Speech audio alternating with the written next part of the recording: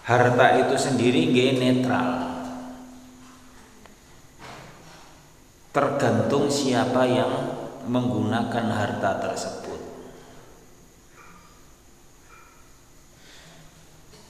Maka kita tidak bisa mengatakan bahwa kita membenci harta benda, kita membenci dunia. Nggih mboten tepat. Yang dimaksud dengan dunia itu tercela niku nggih sifat kita sebagai manusia yang terlalu tamak terhadap harta, terhadap dunia. Kemudian sikap kita dalam mencari dunia itu yang tidak betul, mboten tepak carane ndelek harta itu. Ini yang dikatakan harta itu tercela. Setelah mendapatkan harta, kita pun tidak menggunakan harta itu sesuai dengan yang diperintahkan. Lah niki lho sing mbarakno harta yang kita dapatkan itu tidak berkah. Halo, assalamualaikum pada jamaah semua yang tidak sempat ikut kajian. Silakan tonton di channel Sandis Pro Religi, dan jangan lupa setelah nonton like and subscribe ya. Oke, assalamualaikum.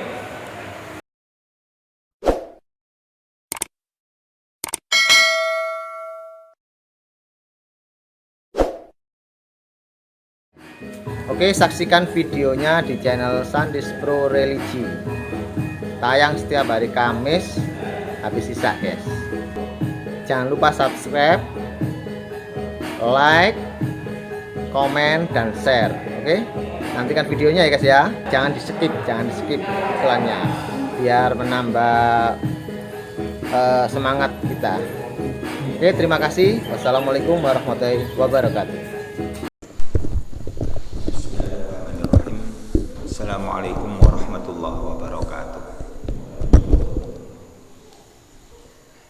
Alhamdulillahilladzi an'amana bi ni'matil iman wal islam wa nusalli wa nusallimu ala khairil anam sayyidina Muhammadin wa ala alihi wa sahbihi ajma'in. Amma ba'du. Faya ayyuhal hadirun usikum wa iyaya wa nafsi bitaqwallah faqad fazal muttaqun. Qala Allah Ta'ala fil Qur'anil Karim, a'udzu billahi minasy syaithanir rajim. Bismillahirrahmanirrahim. Ya ayyuhalladzina amanu taqullaha haqqa tuqatih wa la tamutunna illa wa antum muslimun. Ya ayyuhalladzina amanu taqullaha wal tanzur nafsum ma qaddamat lighah wattaqullaha innallaha khabirum bima ta'malun. Wa tazawwadu fa inna khairaz zadi taqwa. Para jamaah, alhamdulillah pada pagi hari ini di majelis yang penuh berkah ini kita bisa bertemu kembali. Tentu saja semua ini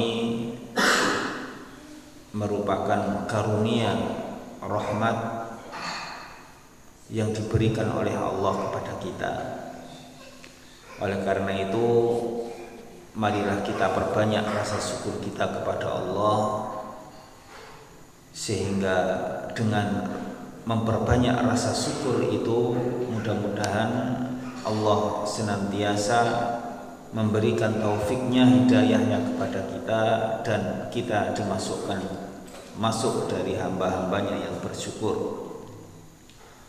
Salawat serta salam mudah-mudahan senantiasa tetap tercurahkan kepada junjungan kita Nabi besar Muhammad sallallahu alaihi wasallam. Amin ya rabbal alamin.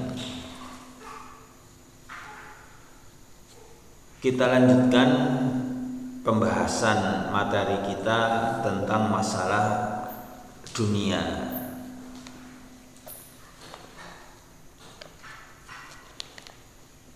celaan dan pujian terhadap harta. Para jamaah, kita semua tentu sudah mengerti dan paham betul bahwa harta itu sebenarnya bukan perkara yang buruk. Terus harta itu sendiri nggih netral. Tergantung siapa yang menggunakan harta tersebut. Maka kita tidak bisa mengatakan bahwa kita membenci harta benda, kita membenci dunia. Nggih mboten tepat. Yang dimaksud dengan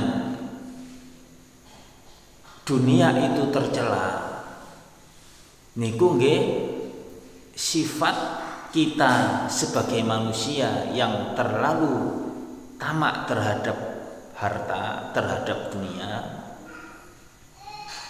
Kemudian sikap kita dalam mencari dunia itu yang tidak betul, mboten tepak carane ndelek harta itu. Ini yang dikatakan harta itu tercela. Setelah mendapatkan harta, kita pun tidak menggunakan harta itu sesuai dengan yang diperintahkan.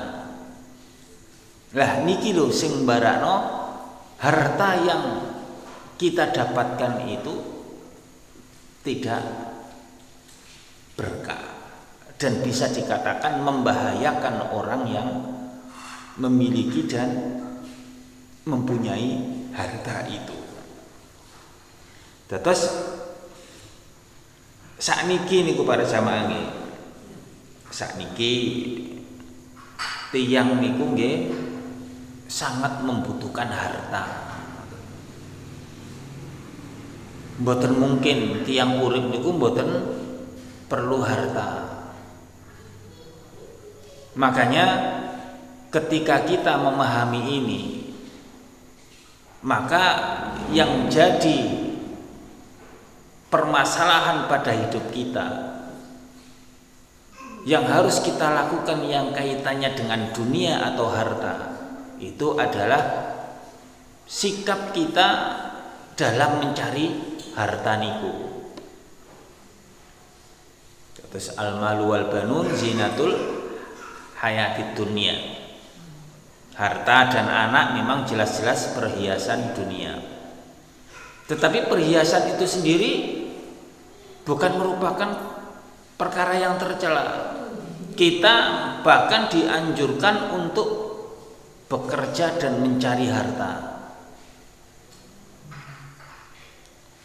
Karena memang harta itu merupakan senjata bagi orang-orang mukmin. Deleo dunya brono nek iso sing akeh mboten napa-napa, mboten masalah. Tiang mukmin niku nek iso nggih sugih, ndak ada masalah. Kaya justru bagus buat orang-orang mukmin itu timbangane sugih iku lek wong gak mukmin.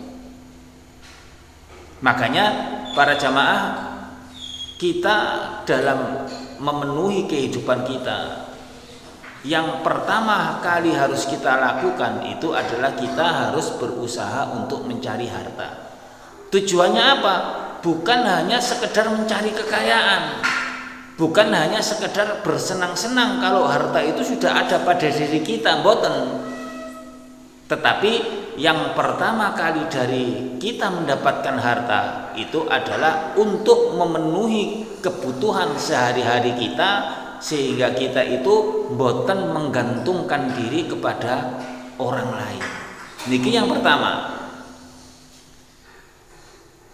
Dados tiyang niku nek iso ojo nggantungno tiyang liya. Ngemis senengane, njalukan. Sehingga dengan mencari harta kita kerja gitu. Kerja entahlah kerja yang penting halal kan ngoten nggih. itu kita memenuhi kebutuhan kita, sehingga kita tidak merasa bergantung kepada orang lain. Niki penting, soalnya nek tiyang niku mboten saged memenuhi kebutuhan kehidupannya, ibadah teng Allah niku mboten saged tenang. Ibadah teng Allah niku mboten saged tenang nek bendina niku direcoki karo keperluan-keperluan harta. Arep salat gak iso mangan dina iki, kan bingung, mboten saged khusuk. Arep ngaji gak duwe.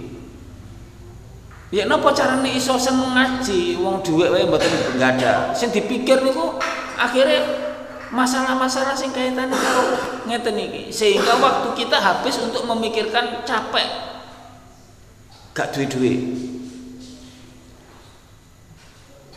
Ngira-ngira wong sing iso ngekeki dhuwit, sing iso ngutangi, sing iso mbantu dheke iku bendina dideleki. Sehingga kehidupannya niku bergantung kali tiyang liyane. Padahal seorang mukmin niku bergantungnya niku nek karo Allah mawon. Makanya kerja niki tujuane sing asas niku ngoten, cek mboten nggantungno wong liya terus srek ibadah teng Allah niku terus bergantung karo Allah mawon. Dia pun lepas dari perkara-perkara sing kaitannya kali keweden-keweden sing kawitane mboten nggak ada duit. Niki yang pertama. Terus nek tiyang niku nek cukup hartane para jamaah nggih. Cukup hartane niku mboten wedi kali tiyang liya ketika dia menegakkan amar ma'ruf nahi mungkar. Ngoten lho. Seorang pejabat dia memiliki atasan. Arep amar ma'ruf nahi mungkar, mergane dia digaji karo bose niki. Nggih wedi nek arep ngomong masalah kebenaran itu. Biasanya nggih nurut mawon, sami'na wa ata'na. Nggih Pak Bos, nggih Pak Bos, wis gak ngerti salah, gak ngerti bener. Tetapi kalau orang mukmin dia tidak merasa bergantung kepada orang lain, bahkan itu pemerintah, bahkan itu pemimpin sekalipun, karena dia sudah merasa cukup.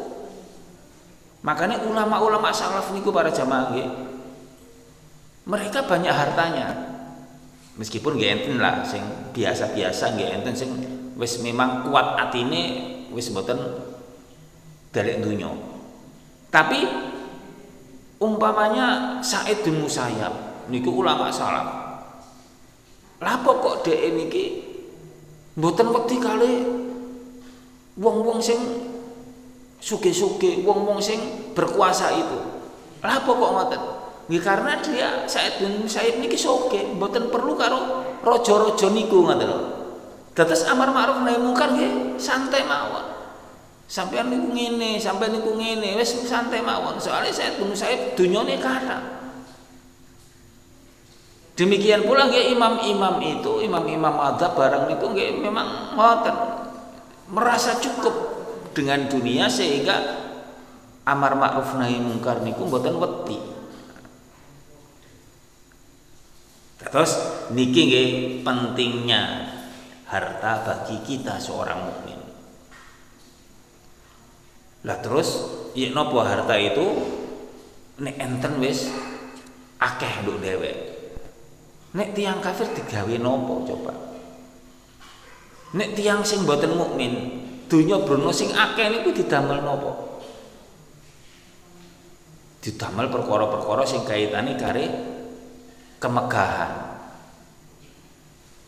Bahkan didamel perkara-perkara sing kaitane kali kemungkaran dan kebejatan serta kemaksiatan. Niki bagi orang-orang yang tidak percaya kepada akhirat. Tapi bagi orang mukmin para jamaah harta, masya Allah, ini akeh teng orang mukmin itu kathah manfaate. Kathah manfaate. Enten harta ketika membangun masjid, membangun madrasah, membangun pesantren, membangun yayasan-yayasan yatim piatu, bangun dalan, gawe napa-napa sing kaitane sosial niku, bantuan-bantuan, nek mboten sugih terus arep bantu napa? Enten musibah umpamane gunung Semeru tadi meletus, ngumpulno donasi. Yang memberikan banyak bantuan itu orang yang banyak hartanya. Kalau kita orang biasa, paling ya 100.000, 200.000, wis gede. Lah terus kok bisa terkumpul 1 miliar, 2 miliar umpamanya. Lah niku nggih ndugi tiang-tiang sing sugih-sugih niku. Catatan teng lazismu ngoten niku wonten sing ngekeki 10 juta. Lah dhewe ngekeki 10 juta niku nggih berat, wong damel makan mawon repot umpamane. Tapi bagi orang yang kaya, tiang mukmin niki saged digunakan untuk kepentingan-kepentingan kemaslahatan tiang-tiang mukmin. Nah niki nggih keutamaan orang mukmin itu punya harta. Yes, napa carane agar kita itu sing penting usaha nggih niku asase dhisik, mboten mungkin tiang mukmin niku mbus gak dikon usaha nggih. Enten seorang pemuda teko teng Kanjeng Nabi niku njaluk dhuwit. Nabi nggih saged mawon ngekeki dhuwit. Tapi karo Kanjeng Nabi nggih mboten dikeki dhuwit. Sampeyan niku lho sik enom. Lah kok iso njalukan niku ya apa? Lah mosok sampeyan gak ada dhuwit kok njaluk maneh. Tapi jare Kanjeng Nabi wis sampeyan mulai sik mari ngono dhuwit iki tukokno kapak. Dadi iki tak kei dhuwit sampeyan, tapi sampeyan gawe tuku kapak. Mari ngono dengan kapak iki sampeyan derek kerja, mbuh mecel kayu, mbuh dadi kuli, mbuh apa. Sing penting sampeyan iku kerja, derek dhuwit.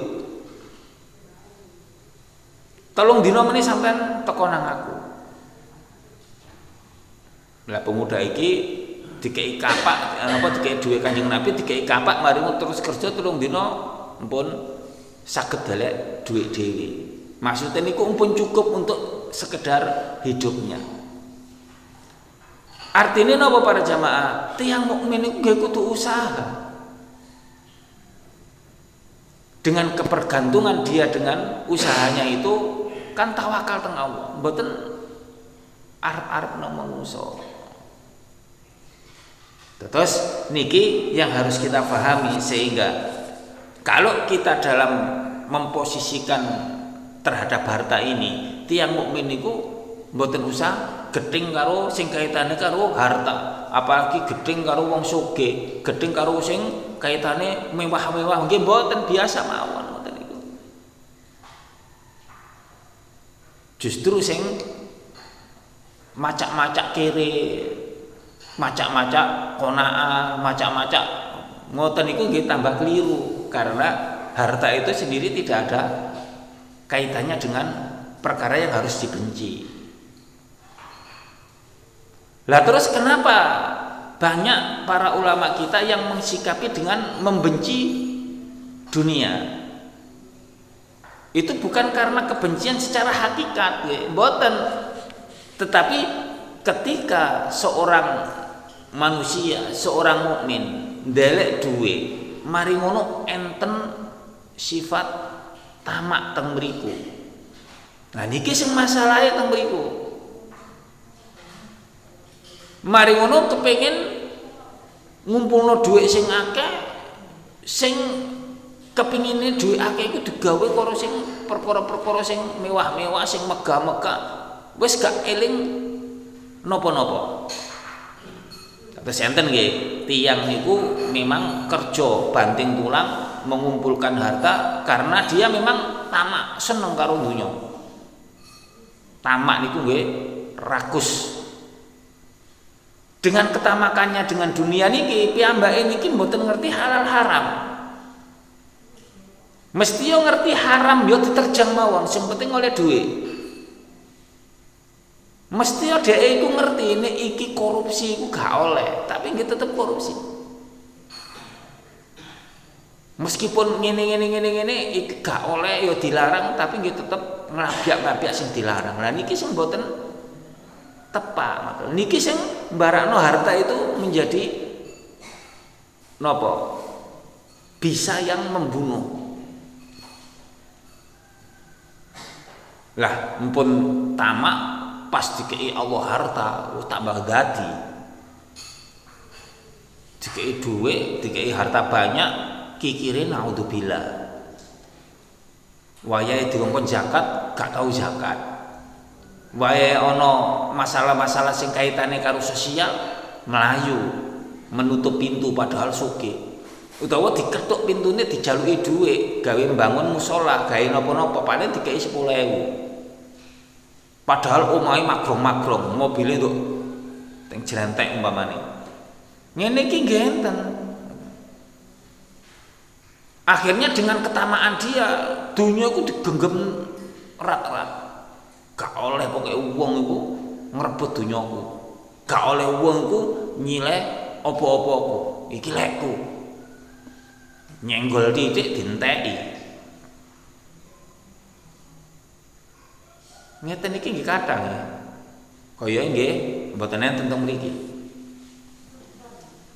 Cuman ngeten iki sembarano orang yang mendapatkan harta karena sifatnya sing tamak, kemudian menghalalkan segala cara, kemudian kalau sudah didapatkan dia lupa daratan seperti Qarun, akhirnya menjadi binasa. Nah, niki lho para jamaah nggih yang patut untuk kita fahami, kenapa dunia itu bisa dikatakan tercela dan kenapa dunia itu bisa dikatakan terpuji. Nah, ini terpuji piye nggih ngoten mau. Dunia bisa dikatakan terpuji bagi kita jika kita menggunakan, mencari dan bersikap terhadap harta atau dunia itu sebagaimana mestinya. Enten sing bersikap terlalu berlebihan terhadap napa niku kefakiran itu, seakan-akan fakir itu lebih utama berbandingkan yang kaya. Tetapi nggih didelok teko kedudukane. Nek fakir tamak luwe apik pundi timbangane sugih tapi loman. Terus enten atine nggih fakir, rakus tamak, uteke niku bejat. Meskipun gak sugih yo, bahkan gak dikei sugih. Ya luwe apik sing sugih tapi dermawan. Ngoten. Karena tamak niat yang kaitane kalau hati niki nggih didelok Allah. Didelok Allah nggih, didelok Allah niku. Makanya jenengan harus paham teng mriki. Enten tiyang niku ndelok wong dikei gak dikei apa dikei dunya, gak dikei ilmu. Mari ngono wong iki dengan hartanya dia membelanjakan hartanya itu sekehendak dirinya, gak memenuhi hak-hak hartanya. Wong fakir ya gak dikei duit, gak dikei ilmu. Delok wong sing model ngene iki pikirane iku kesana. Aku dikei dunya brono sing akeh kaya wong iki, mesti aku bersikap kaya wong iki. Ngeten iki dosae niku padha. Padahal setunggale memang sugih. Lah sing setunggale gak sugih tapi duwe niatan. Niku pun padha jare Kanjeng Nabi. Fahuma fil wizri sawa. Kedua-duanya itu nanti dosane siksa ndok neraka niku padha. Dados tiyang para jamaah nggih, nek modele wis kere, atine urengen elek, niatane nggih kepengin seneng-seneng kaya wong-wong sing dikei dunya brono sing akeh iku nggih padha dosane. Makane niku nggih perlu nata ati itu. Perlu dhewek niki melihat kecondongan hati kita. Dadi tiyang mukmin niku nek saged nggih sak ati-atine niku resik. Mboten enten pikiran-pikiran elek. Mboten enten niatan-niatan sing elek. Mboten kepingin perkara-perkara sing elek. Kalau pedagang yang buruk, dia setiap hari sing dipikirno napa coba? Ya napa carane pedagang iku iso napa menculasi wong-wong sing tumbas. Mari ngono ndelok saingan-saingane ya apa saingane iku cek tewas. Wis mbiye carane? Karena apa nggih? Karena saingan kan, persaingan bisnis itu keras. Gak mempan A, gak mempan B, nggih mempane dukun. Nggih napa? Niki nggih asase niku nggih terlalu tamak. Sehingga cara-cara yang dia gunakan juga akhirnya mboten tepat. Ngoten lho.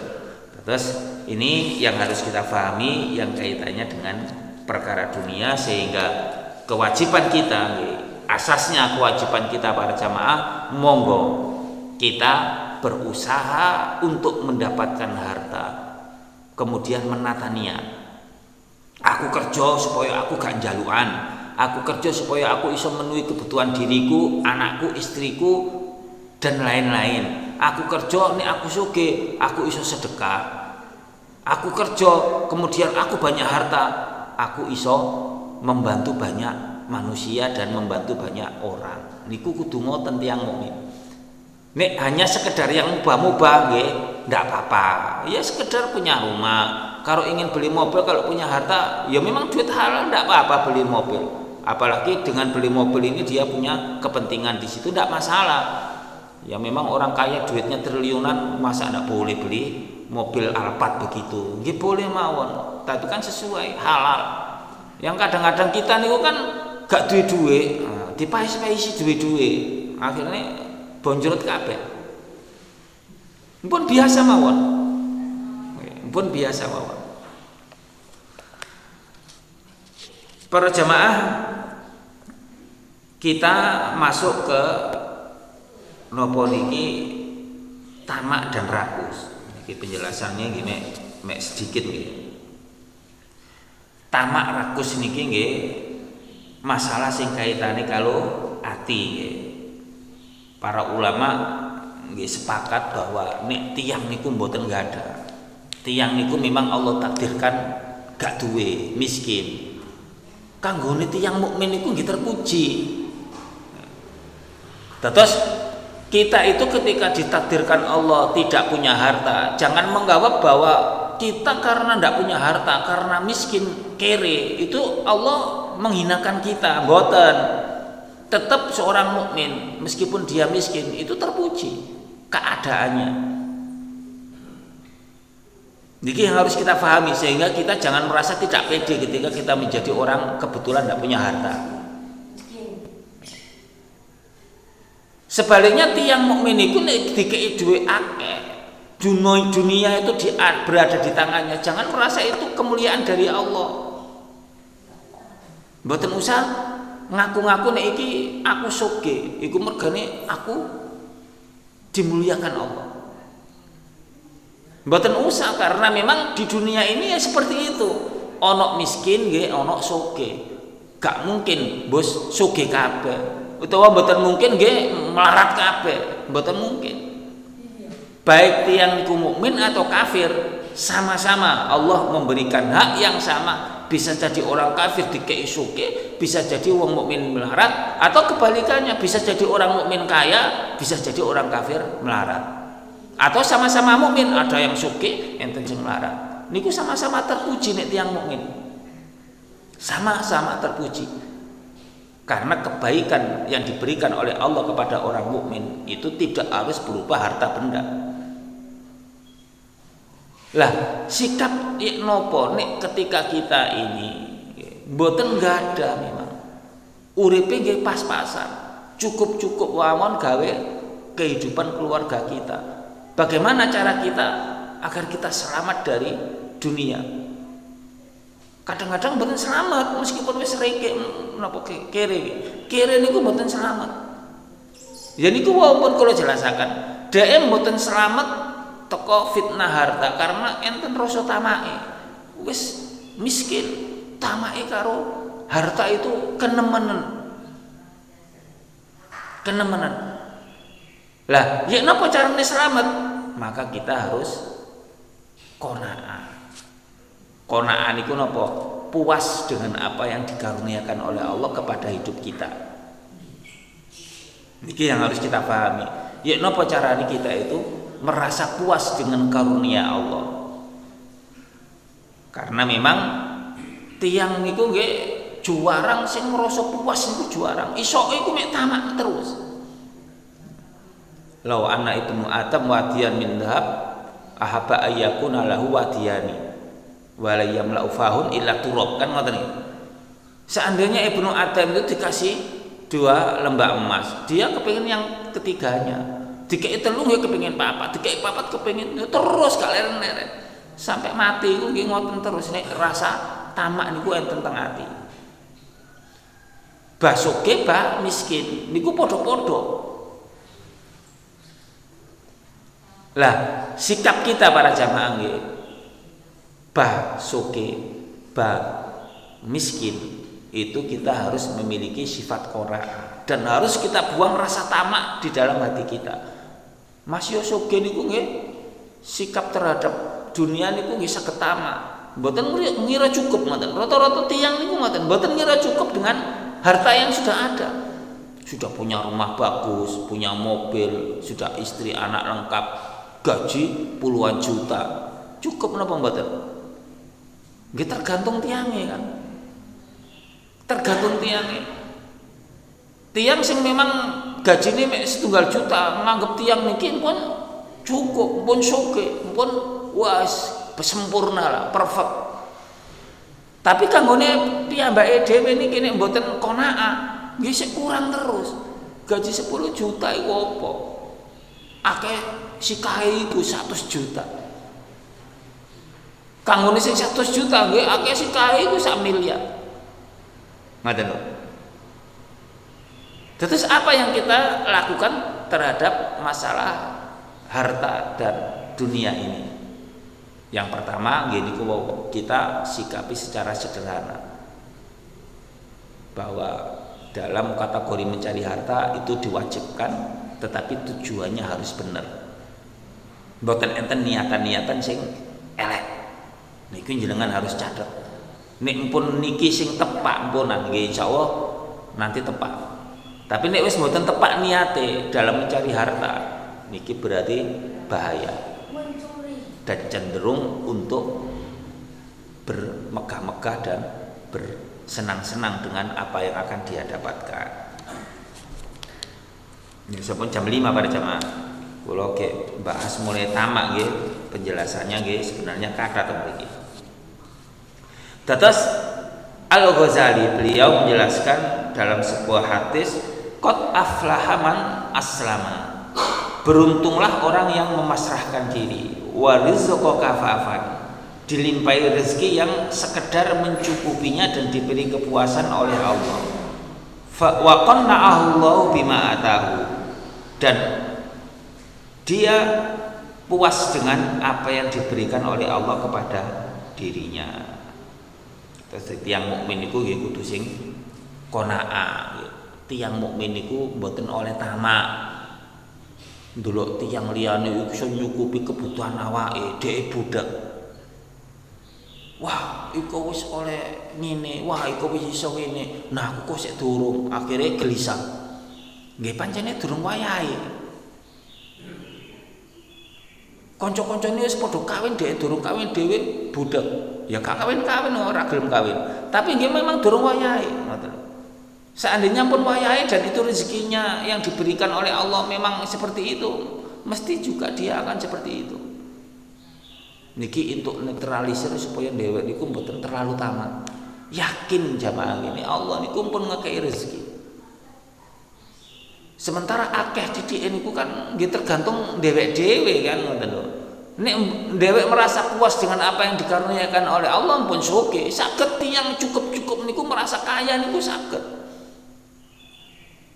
Tapi nggih tiyang sing sugih mboten ngrasa sugih, mboten cukup nggih searah kata, padha mawon. Penataan ati niku sing penting. Penataan ati niku sing urgen. Enten tiyang sugih, tiyang niku gowething, tiyang niku iri karo dhek soalnya dhek sugih.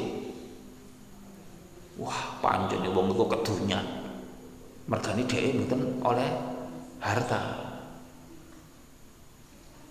Lah nek pancene ciri-ciri wong sugih, ciri-ciri cinta harta itu dengan sugih nggih, jenengan repot. Sahabat-sahabat itu akeh sugih. Ngoten lho. Mulai Abu Bakar, Umar, Utsman, Ali, Abdurrahman bin Auf itu sugih-sugih kabeh. Dan Rasulullah tidak melarang. Bahkan Rasulullah menjadikan sahabat-sahabat yang kaya-kaya ini untuk penumpang dakwah beliau sehingga dakwah itu bisa tertegak.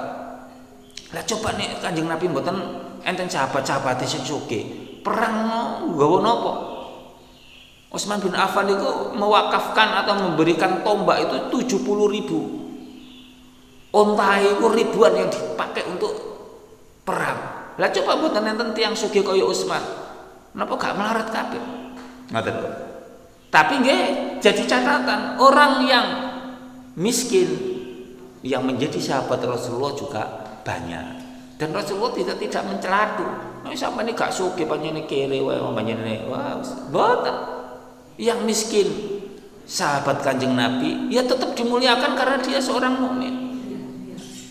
Yang kaya, nggih, itu karunia Allah. Jika dia seorang mukmin, maka itu pun juga bagus karena banyak manfaat dari orang kaya. Oleh karena itu jamaah nggih, sing perlu kita lakukan itu ojo duwe rasa tamak terhadap apa yang dimiliki orang lain. Niki nggih nate. Sahabat niku nggih protes kali Kanjeng Nabi. Ya Rasulullah, kita sholat, kita zikir, kita baca Quran, kita melakukan kebaikan-kebaikan yang kaitannya dengan diri kita. Tetapi orang-orang yang dikasih harta banyak itu Rasulullah, mereka juga ikut sholat sama kita, yuk ikut zikir, yuk ikut poso. Bahkan kita kalah dengan mereka karena mereka memiliki kelebihan harta, sehingga mereka sudah jauh ke depan, ya kita baru di sini. Soalnya ketika ada seruan infak, orang-orang yang kaya-kaya itu datang dengan separuh hartanya, datang dengan sedemikian banyak hartanya. Lah kita ya Rasulullah ora iso ngekei napa-napa. Bahkan satu biji kurma mawon mboten saged. Lah terus ngene iki napa ya Rasulullah? Ya kita yo kepingin niku nggih sugih. Dengan sugihnya itu kita bisa seperti mereka. Lah niki niate iri niki kepingine iku niat-niat sing apik nggih. Niat-niat sing apik. Ya seje kalau niate wong kebanyakan saiki, niate kepengin sugih nggih kepengin entek-entekno kaya wong iku. Tapi para sahabat meskipun dia miskin, dia memiliki kehendak ingin kayak Utsman, kayak Abu Bakar, kayak Umar. Itu bukan untuk senang-senang, tetapi untuk seperti mereka, ngoten. Lah ngeten iki napa? Sing pertama jelas pahalane padha. Nggih kan? Niate sing apik niki akan dibalas oleh Allah dengan pahala yang sama. Yang kedua, niat orang mukmin itu harus ngoten. Umpul-umpul duit, umpul-umpul dunya itu tujuannya adalah untuk akhirat. Mboten ditumpuk-tumpuk kikir gak tau lapo-lapo, pawelit sugih. Wes niki bahaya kanggone kita semua para jemaah. Insyaallah ngoten sebagai akhir dari penjelasan tamak niki, nanti kita akan masuk ke bab napa niki. Bab rakus tamak kemudian qanaah akan ada penjelasan secara spesifik.